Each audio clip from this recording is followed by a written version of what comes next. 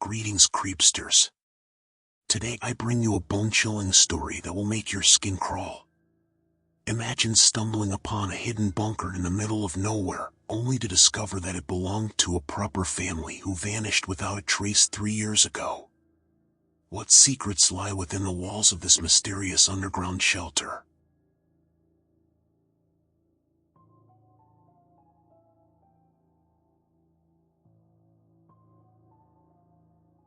Dr. Daniel Vance was a smart man. Too smart for his own good, maybe. 40 years old, a lecturer in fluid dynamics with a mind made of shapes and numbers. No one knows why, but one day, on a whim, he crunched the numbers on the apocalypse and came to a troubling conclusion. He didn't share exactly what it was he deduced, but given that he immediately quit his job and liquidated his many assets, it's fair to say it wasn't positive. Swept up in the wake of this tremendous upheaval was his wife, a 24-year-old PhD student who had grown infatuated with Daniel some time before. She loved the strange bear of a man who could just as easily build a log cabin as he could explain the idiosyncrasies of an asteroid's orbit. Speaking to Daniel always left you with the profound impression he was right, so when he told her what he wanted to do, she agreed. 15 years and 5 children later, the Vances were living in the distant woods just beyond my hometown. They were enigmatic, richer than the Pope, and extremely serious about their prepper lifestyle.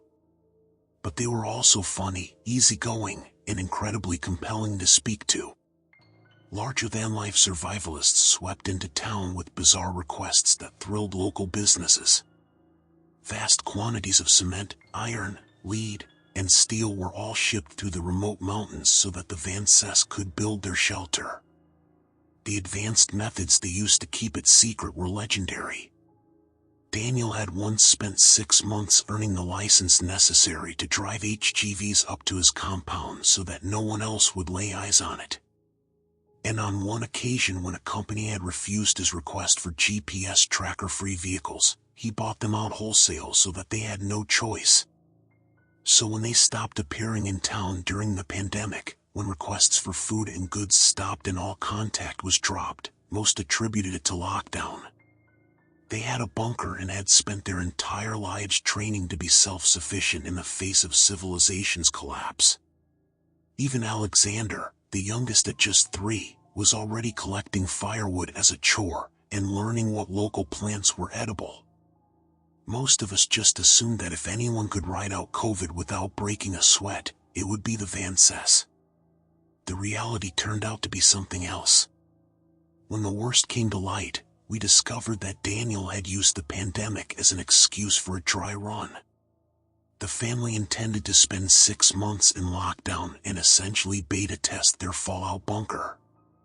3 months in and the sheriff received a distress call on the radio. Coordinates were provided by the hushed voice of a sobbing child that most assume was Alexander, even though that's never been proven. The police arrived and found the bunker still sealed. It took hours for emergency responders to cut into the door, all the while efforts were made to contact the family within, but to no avail. Once inside, police were left dumbfounded. There was no one to be rescued. No bodies. No survivors. There was evidence the door's locking mechanism had failed and trapped the Vances inside with no way out, but if so, where had they gone? Beds and cots lay everywhere with moldering yellow sheets, buckets close to hand with stains all around them. Some doors were barred, others smashed to pieces. There was even evidence of makeshift quarantines and, in places, what looked like violence. The police, usually a fantastic source of gossip, was not forthcoming until the town demanded answers and the sheriff was forced to offer only the barest of outlines. An outbreak of a waterborne illness had struck the Vances down not long after they were locked inside and unable to seek help. Rumors of contagion were overstated, fueled by the unrelated rise of COVID. Whatever contaminant had killed the Vances, it was non-organic. No need to panic. The Vance loved ones had been notified. The bunker was going to be demolished, and we could all put this terrible tragedy behind us. Of course, we still had questions. 1,000 of them. Why hadn't the family called for help? They had radios, computers, and smartphones too. They were survivalists, not Amish. And where were they? What had happened to their bodies? Why hadn't they simply left? We shouted these and more at the town meeting, but the police simply refused to comment. For most of us, the excitement lasted another week or two until we realized we weren't getting answers anytime soon. Besides, the pandemic was in full swing and most of us had other things to worry about. The tragic story eventually faded until it was just one of those awful things in the town's history that we didn't talk about. I was as guilty as anyone else of just forgetting about it.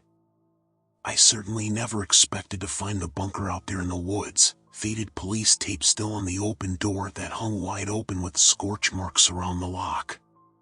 It stood out in the woods like someone had cut a hole right in the fabric of reality, the darkness so deep and black it almost ached to look at. The sight of it made my heart drop into my stomach. It radiated pain.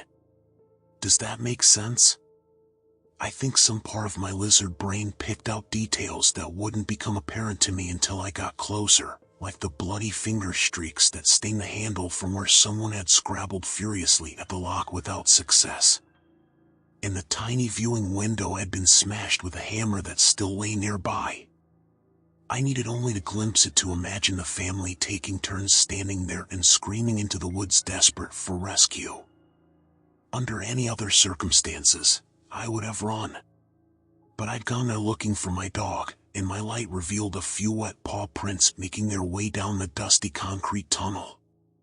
Half Bernese and half collie, Ripley is the sort of dog who trembles in my arms when a storm buffets the windows and needs his paws held when we brush him. I love him. I do not have much of a family, a wife, or even many friends. But I have Ripley, and I could no more have turned around and gone home to an empty apartment where I would have to sob my grief away than I could flap my arms and fly. He was my dog and I'd raised him since he was a puppy, and I wasn't going to leave him out in those woods. I went in after him.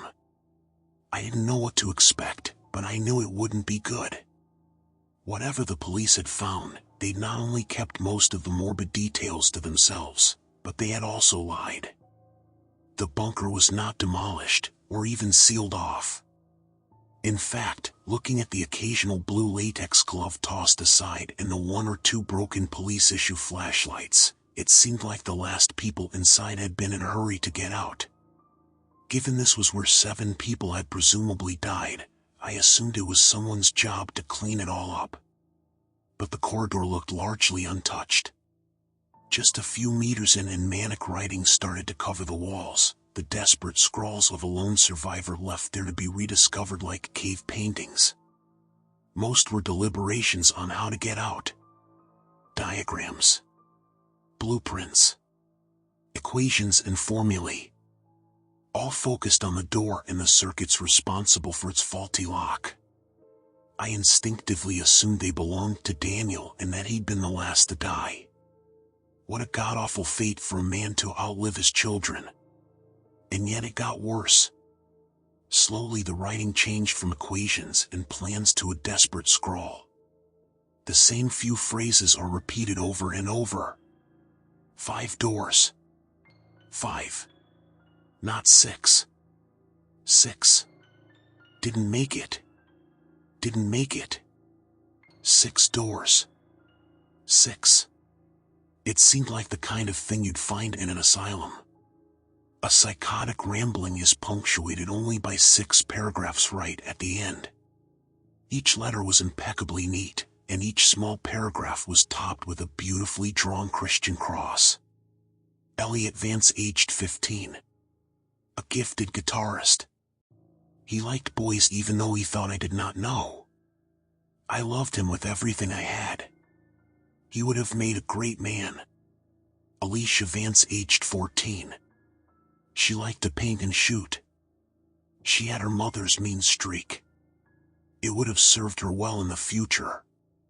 Elijah Vance, aged 8. The smartest of us all. These were Daniel's memorials to his family, and seeing the words lit up by my torch was a haunting insight into the overwhelming despair he'd endured. He must have realized he wouldn't get the chance to speak at his family's funerals or to write their obituaries. This was his last desperate way of making sure the world might one day know them as he did, as real people. The words marked the end of the tunnel, standing adjacent to a trapdoor in the ground. It was not open, but the tunnel came to a dead end immediately afterward, and Ripley's prints disappeared at the hatch. I feared he might be in danger, but still, I stopped and looked at the bunker door 20 meters behind me. The once gloomy forest looked so bright, even on this cloudy day, the air dotted with rain. A part of me felt like I was leaving the whole world behind as I began to climb the ladder down. I entered a large circular living space that was packed with furniture and little nooks and crannies.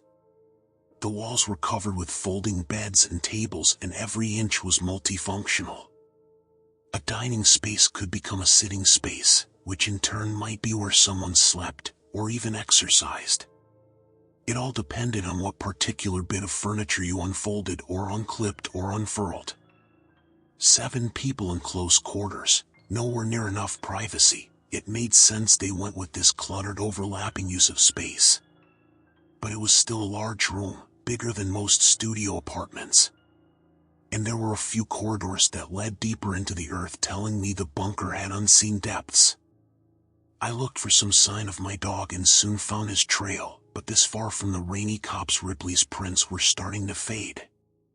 After barely a few meters, they petered out vaguely in the direction of a nearby door. I wanted to follow, but stopped myself from rushing onwards.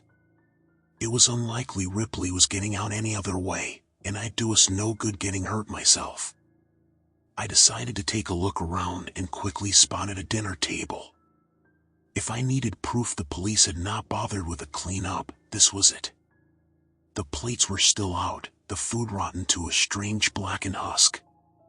A child's hat lay across one place setting, the once creamy fleece turned a sickly green and yellow. The chairs had their backs reinforced with wooden beams fitted with long grooves so that something the width of a nail could slide into them. And on each of the cushions were foul-smelling stains that looked oddly like an ass print. I touched one with gloved hands and the material crackled audibly. Whatever it was, similar stains were on the cutlery and plates, and there were even handprints of it placed firmly on the tablecloth. At first, I thought it was blood, but that wasn't quite right. It was too contained to be from leaking blood. On the back of one of the chairs, a stain tapered exactly where a woman's waist would be, like a near-perfect silhouette. I shivered as I remembered that Miranda Vance had always been a slim woman and wondered how she had left her imprint on the gray fabric. Using my torch, I saw that these stains repeated in the oddest of places. Yes, there were some on beds and blankets and even patches of plain floor exactly like you might expect in a room full of sick people. But why did one stain on the floor bear such a strong resemblance to a child huddled in the fetal position? And why was the same stuff all over the TV remote, and on books on shelves, and board games too? Everything from sofa cushions to DVD boxes to piles of dirty laundry was covered in the same dry brownish material that gave off a foul coppery miasma. I found the jigsaw particularly baffling. Someone had set up another table with 4 chairs, all modified with the same back support as those by the dinner table. And a jigsaw had been laid out with 4 separate piles, but only one was depleted. The rest looked largely untouched, almost like someone had portioned out pieces for 3 other people who had absolutely no interest in going along with it. Maybe Daniel had tried to keep up morale while the family was sick. God help me, if that were true I couldn't help but imagine the poor man sitting there with his loved ones close to death, desperately trying to encourage them to click their pieces into place while they faded in and out of consciousness. Something about that room emanated madness, and the longer I stayed down there flicking the bright disk of light of my torch from one detail to another, the more I wanted to leave. One door had wooden beams nailed across it. One sofa had been partially disassembled. Multiple beds had been burned. And all the light bulbs had been removed and put in a box on the kitchen countertop. Looking up at the ceiling, I finally had some insight into why the police were so confident the Van Cess had not survived despite never finding their bodies. Someone had jammed a human finger into one of the empty sockets, almost like they'd expected it to glow with the flick of a switch. What was it about this place that had caused the police to leave and never return? Not to even take that finger and test it for signs of illness, or even just to confirm who it belonged to. I decided it was time to hurry up and find my dog. People had died in that place, and while I'm not superstitious, I can't be the only skeptic who has done the calculations in his head and realized it costs nothing to be respectful of ghosts. That bunker was cramped, terrifying, and the air stank so bad I started to worry I'd get sick myself. It served no one any good to linger. But I'd be damned if I'd just walk away and leave Ripley to rot down there. It's not like he could climb a ladder and get out on his own, even if I wasn't entirely sure how he'd gotten down there in the first place. Summoning what little bravery I had left, I called out and broke the silence, something which felt like a terrible taboo in that god-awful place, like screaming in a graveyard. Ripley. I waited and hoped to hell I'd hear the pitter-patter of his paws. But for the longest of moments, there was only the kind of silence that makes you wonder if someone or something in the darkness is holding its breath, trying to look like just another patch of nothing. Biding its time until you finally turn around and show it your back. The TV came on with a blurt of white noise that was so loud and so sudden that I cried, threw my arms up, and nearly fell backward onto a rolled-out sleeping bag that looked like it had spent a week in the sewer. By the time I realized what had caused the noise, I could already hear a tinny rendition of Daniel Vance's voice. I realized the issue here. I need to emphasize just how little I understand anything that's. I frowned at the screen as I approached. It showed a greenish infrared view of the bunker with Daniel up front and the dinner table behind him. It was grainy and hard to see, but I could clearly tell that his family was sitting in those chairs. Miranda was the first to fall ill. Looking back, it makes perfect sense. Miranda often went into storage to fetch food for cooking, and we found it behind one of the refrigerators. So that's the shit. One of the figures in the background slumped onto the table with a loud clank and sent a plate spinning off onto the ground. Shit, Daniel muttered as he got up and grabbed the woman by the shoulders and sat her upright. Miranda never did like my cooking. He snorted a laugh as he fussed with something at the back of the chair. The rods are much better than tape. All those hours spent taping them upright to the chairs never worked. But the rods fit right into the spine, and with a little modification I can just slot them into the chairs. That way everyone can join in for dinner.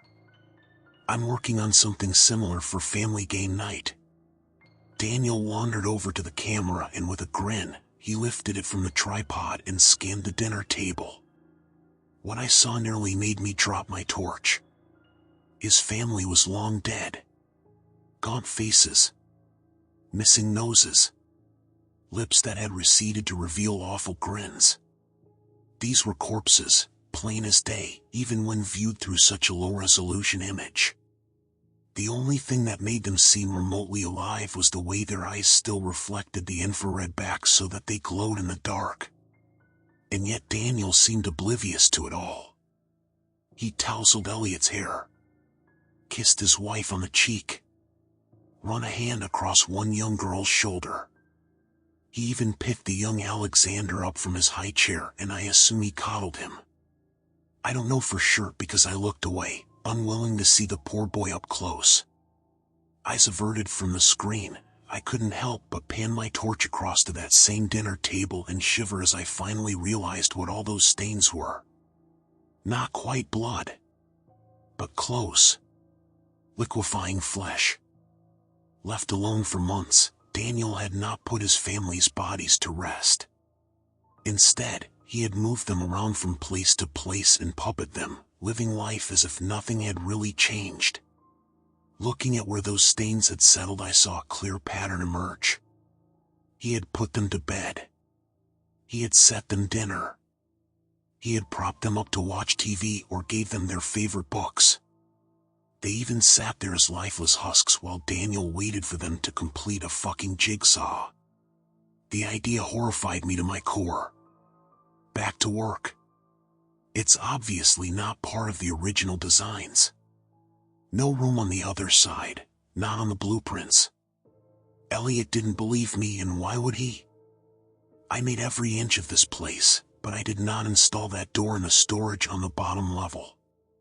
I checked the cameras and some of the photos I took during the build, and the wall is just blank. But the door is there now, and it must lead somewhere.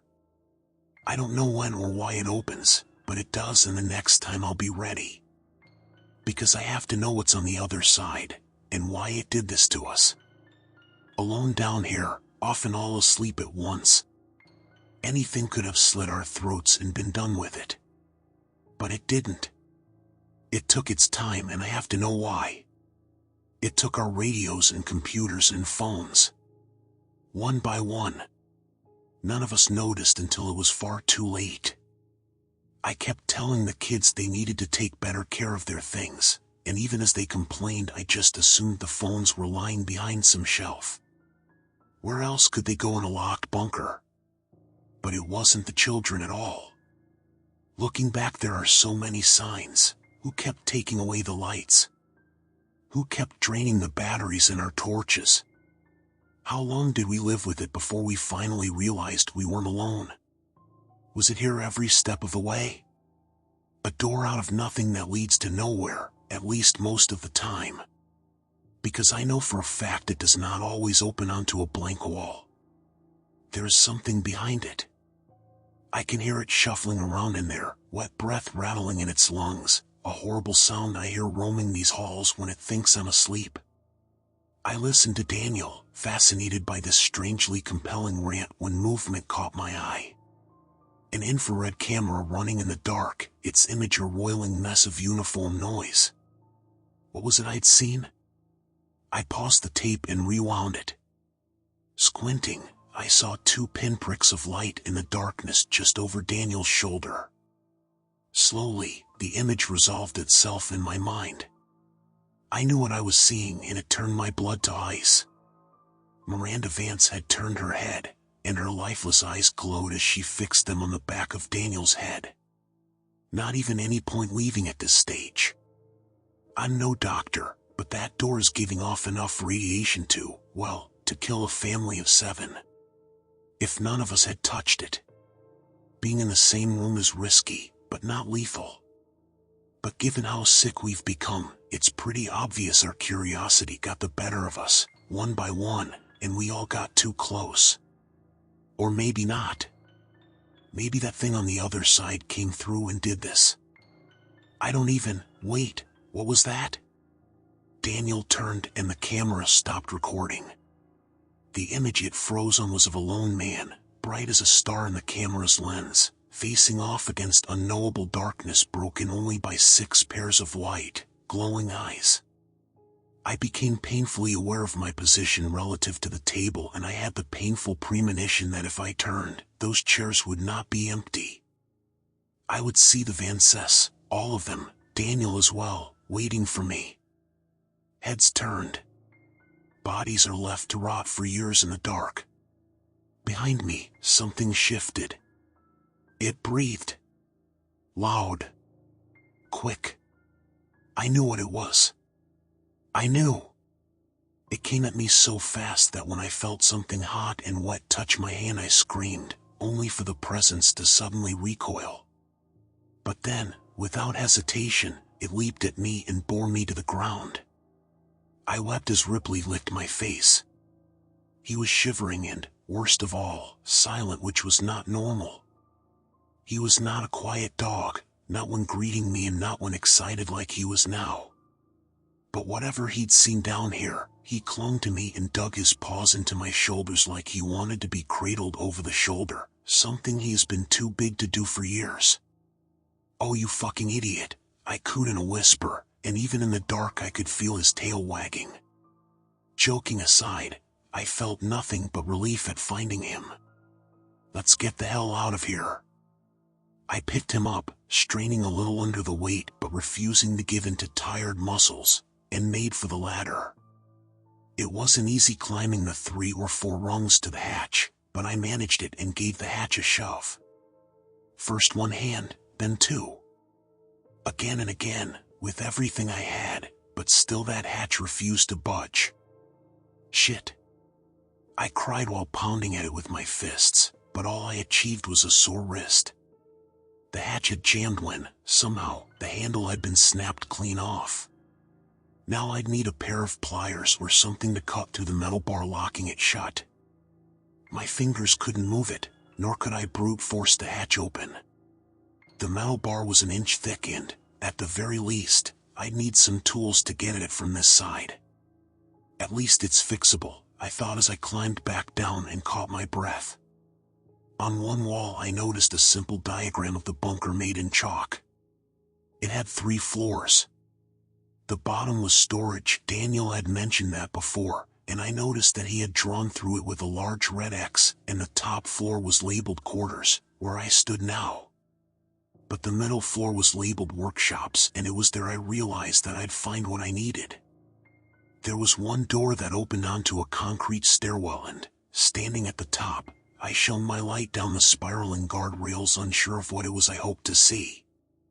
There were only harsh shadows and a sense of something foul rising up in the air.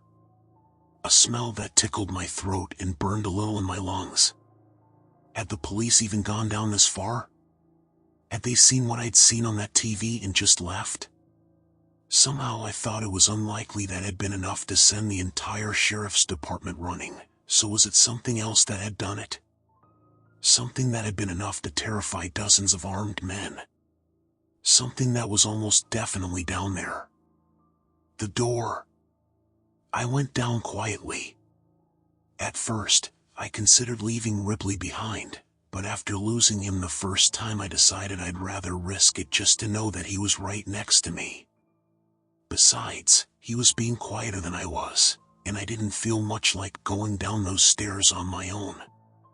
He accompanied me with only the quiet click-clack of his paws on concrete, a sound I found deeply comforting as I barely managed to keep my torch from shaking in my hand and my breathing steady.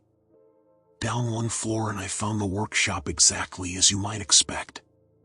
A large space filled with generators and fuel and water tanks and boilers and heaters and pretty much anything and everything that you'd need to survive but which you couldn't put outside due to fallout. Wires, pipes and tubes ran from one end of the room to the other, and even years later, most of the machinery still hummed in the pitch-black emptiness, an idea I found deeply unsettling. Taking one look at that strange tangle of harsh shapes and industrial figures looming out of the walls and floor, I shivered and looked around, quickly finding a small area Daniel had cordoned off for his own use. About 1/5 of the total floor space, there was a large workbench and some seriously high-end machining equipment, all very well used. Lathes, buzzsaws, drills, belt sanders, welding torches. Everything a man needed to do himself. And Daniel had been busy. I'm not sure exactly what it was he'd been working on, but there was an arm on the bench. It sat atop a pile of papers that had slowly turned brown over the years until the whole thing looked like it had been soaked in tobacco spit. On the whiteboard was a faded but still visible diagram of what looked to me like a ball and socket joint. I thought of the tape, of Daniel's little mechanism to keep his family upright, and then looked at the arm and suppressed a momentary gag reflex. I don't know if Dan had been working on posable limbs, or just a way to put the decomposing remains back together after they'd started to fall apart, but the size of the arm suggested a preteen child, and he'd left it out on the surface like it was a disassembled clock. It was also missing a finger. Just how fucking crazy was he? I wondered as I pinched my nose with one hand and began overturning boxes looking for a hefty pair of pliers, or maybe a hacksaw. Ripley backed away from the noise, but once I made sure he wasn't going anywhere, I carried on grabbing and pulling at box after box, hoping I'd find what I was looking for. Anything to break that fucking metal bar. In the end, I managed to get a pair of bolt cutters, a crowbar, and a heavy-duty pair of pliers. One went in my pocket, one went down the back of my jeans, and the other was clutched in my fist, too large to be tucked away in my clothes. The bolt cutters felt hefty in my hand, which was a bit of comfort, but that feeling didn't last long. Something moved in the darkness, out there in the twisted jungle of shadows cast by all those pipes and wires that ran from one machine to the next. A figure moved. Thin, but unmistakably human in its outline. I couldn't help but remember what I'd seen on that tape. Surely it couldn't have been real? Maybe Daniel had rigged something up. Some fishing wire and a motor, maybe? The idea that those bodies had been moving on their own. I couldn't be sure of that, could I? It was a frightening idea, one my mind had latched onto out of sheer panic. That was all. And then I saw them. A pair of white pinpricks reflected back at me from the depths of that cluttered room. Ripley, already behind me, had nuzzled into my leg, pushed even closer against me, and let out a barely audible whine under his breath. The behavior of a dog who was terrified, close to pissing himself with fear. Just a bit of metal, I told myself as the light shook so violently in my hand I struggled to see straight. Just two shiny bits of metal. They blinked and began to come towards me. If I had any doubts left, they were dispersed by the sight of a pale white hand emerging into the light. I ran straight to the stairs and went climbing them, but only 1 or 2 steps in and I saw something gripping the handrail on the top floor. A moldy clump of flesh only just recognizable as a fist. The flesh withered until the fingers were basically bone. Without meaning to, I brought my light up out of habit and I saw the bloated face of a hairless corpse glaring down at me. I couldn't even tell you if it had been a teenage girl or the 60-year-old Daniel. Either way, I instinctively turned and found another body shambling towards me out of the workshop. I was trapped. Nowhere to go. By the feel of warm fluid on the back of my leg I could tell Ripley had finally pissed himself. An adult dog, tail between his legs, shivering like a puppy and desperate to be picked up. God, I needed him to just stay together for a little longer. I couldn't take him in my arms, but I couldn't leave him behind either. With nowhere to go, I ran down and entered storage.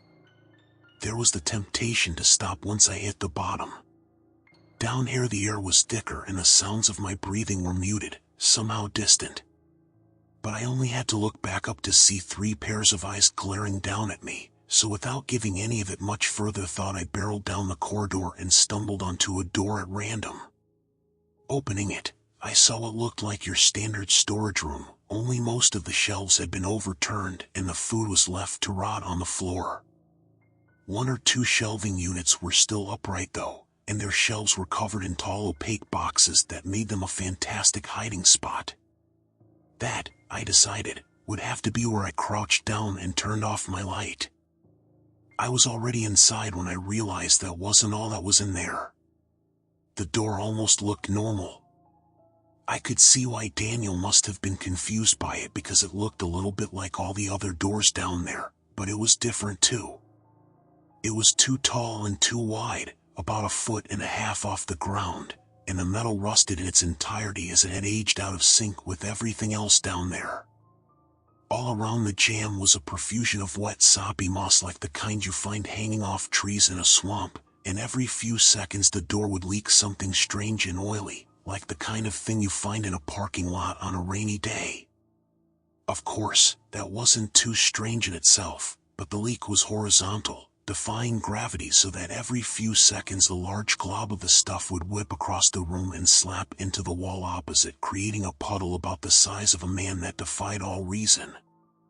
Remembering Daniel's words about radiation, I instinctively inched away from this puddle and the door on the opposite wall, backing myself into the darkest, quietest corner I could while I pulled Ripley behind me and hoped to hell he wouldn't give me away.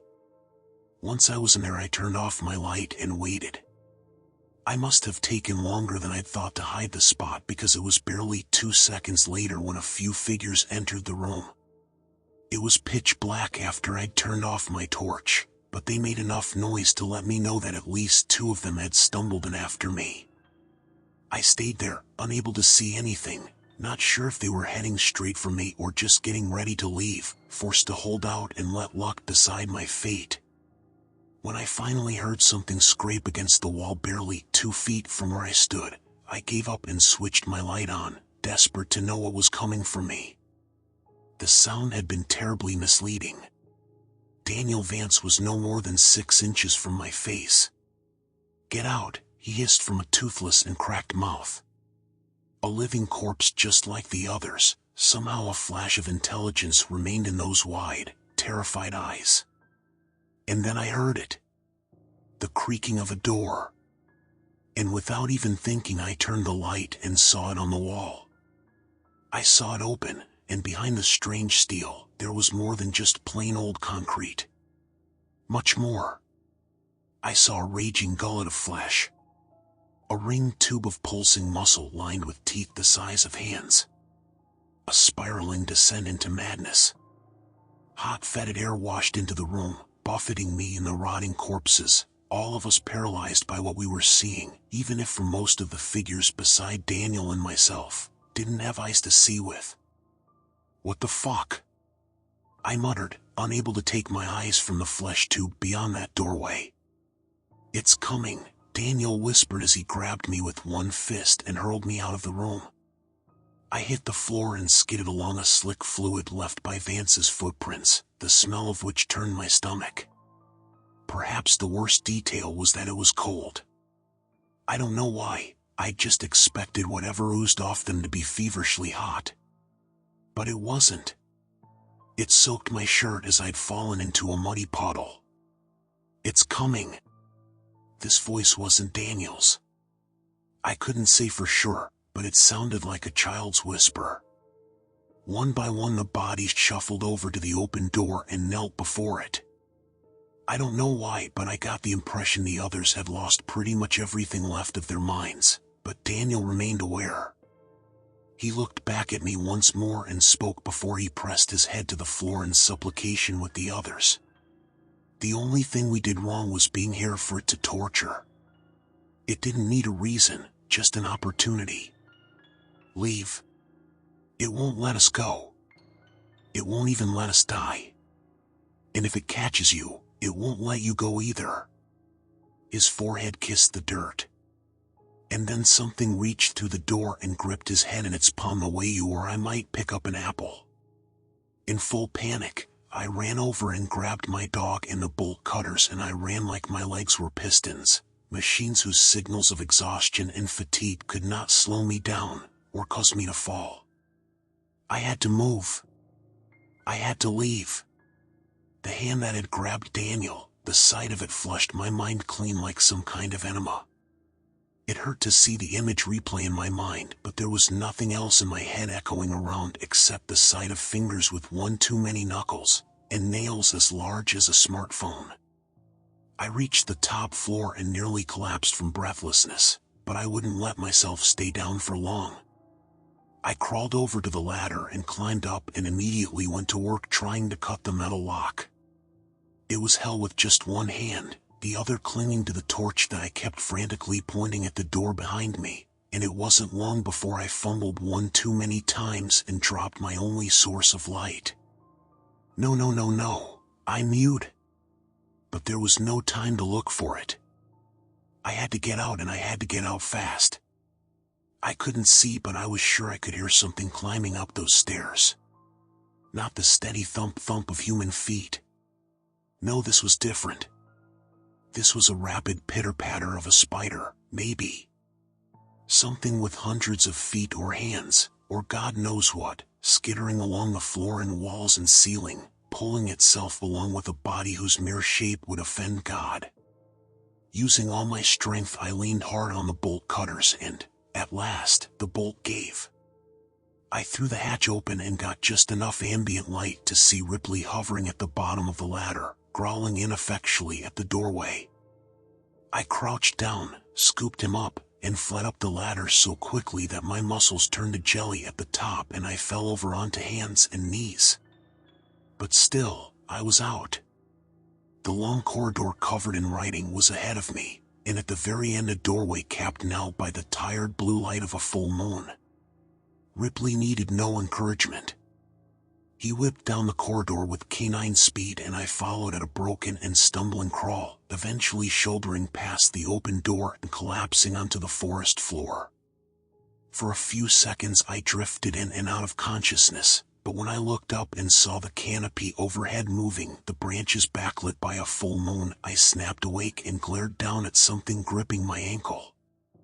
The hand had reached out of the dark and seized me and was slowly dragging me back into the earth below.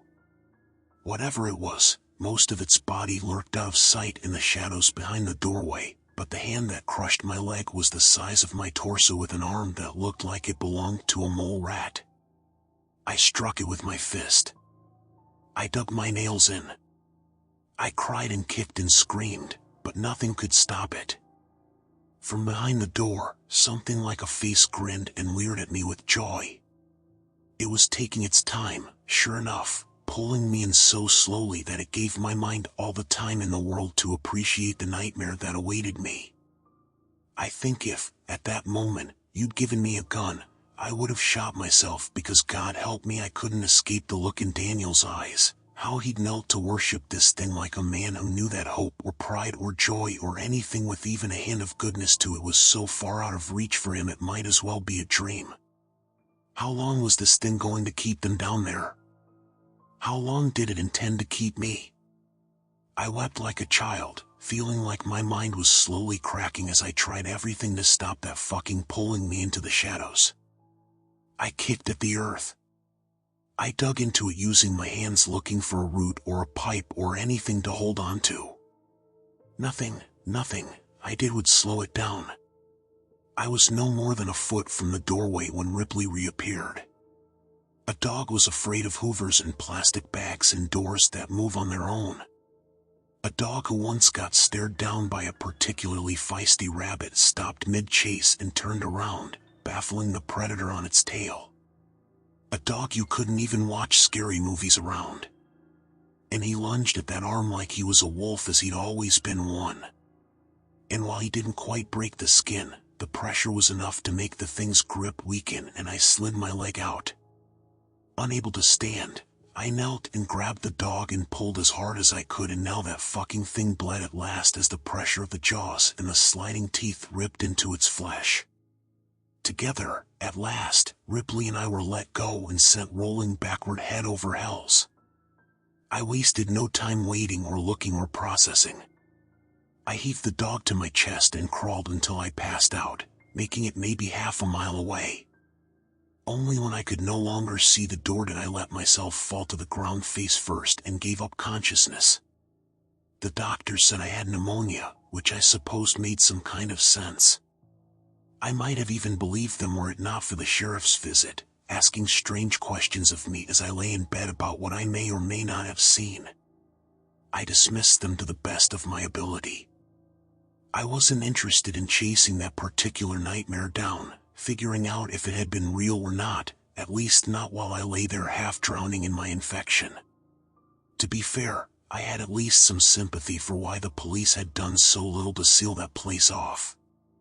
I have, on occasion, thought about going and doing the job myself, but to this day I still have nightmares about being pulled into the dark beyond that door. Not just the bunker door, the one I narrowly avoided at the end, but the one below. What I saw was a kind of madness, I'm sure of it, and I often think of Daniel's words. It didn't need a reason, just an opportunity. Somehow, the Van Cess were that opportunity. Maybe they built their bunker on a ley line, a weak spot between dimensions, or the site of former satanic rituals. I'm not sure it even matters. They went into the dark thinking it'd be a safe place to wait out the world's troubles, but something had been down there waiting for them, waiting for a chance to get at a family of 7 people, to lock them in and deprive them of escape and slowly take from them everything it could. I've moved since then. Couldn't help it. It wasn't just the memories, you see. It was the shortwave radio I kept in my basement. Something my father passed on to me when I was just a boy. God, I'd forgotten about it, at least until I woke up one day to the sound of it blaring white noise down in the dark. And buried in that sound was the faint whispering of a man, his voice barely recognizable, but unmistakably his. Let them go, let them go, let them go.